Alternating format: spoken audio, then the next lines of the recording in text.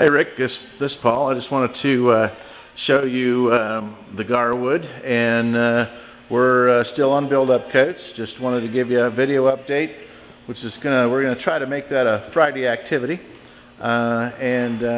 so wanted to give you that update and show you also the die that I had made for correcting the dents in the stainless. So here's the die, and it's two pieces. You can see that is the male, and then we have the female. And we've already straightened one piece very rapidly. We used to straighten these by hand. Well, it's still by hand. It's still a hand operation, but we would do. And if you only have one or two dents, it's not a big deal. But we've already taken out all the dents, but this one on this unit. So we just put these two pieces of die together and then press, and then that gets us our starting point. So I will be, as promised, looking at the cost of this operation versus purchasing new. But even when you purchase new, the issue becomes then you have to trim these to the proper length to fit the boat. So I may purchase one new, which will be a 6-footer for a spray rail, because right now we have one extra piece that you've provided me, and I think it's to make the spray rail out of. So we may just do that, get the spray rail pre-made. And of course then we've got another die that we're going to have to make to get this dent out of the cutwater. So that's the progress on that. We also will be pulling out on our next video update. We'll pull. Oh, wait.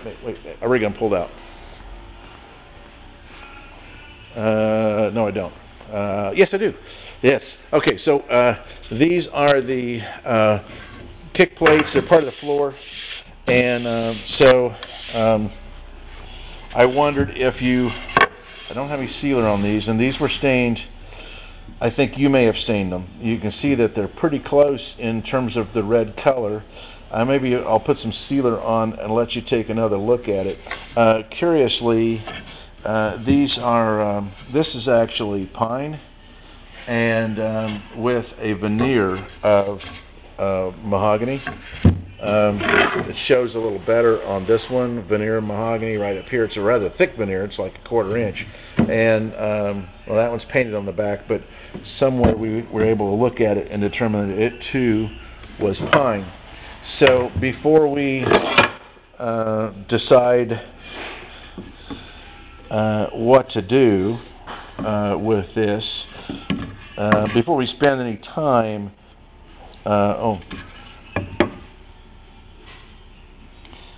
and this has got some orbital sander scratches in it. So before we so really these ought to be sanded. They ought to be stained with this stain, and that way we'll be able to make sure it matches.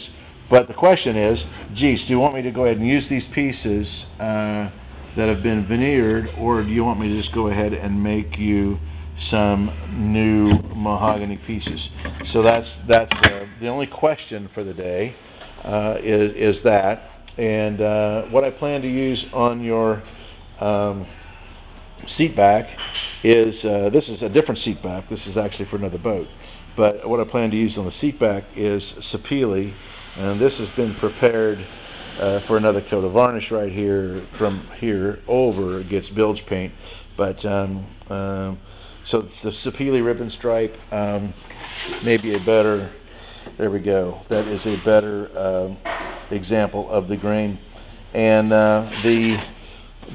as we talked about, the board that was in it was actually a structural plywood and did not have any ribbon. It would have been a very similar grain to that.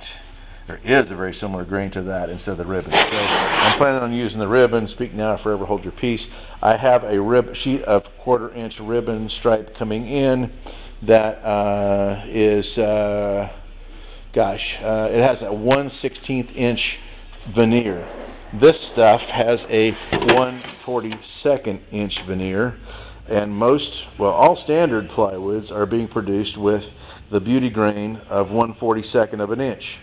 It has more to do with the technology of how far they can, how thin they can slice the veneer, and how far they can stretch the log, than economics. But I have a sheet coming in with 1/16 inch, and that's about $300 for that sheet that I'm planning to make yours out of.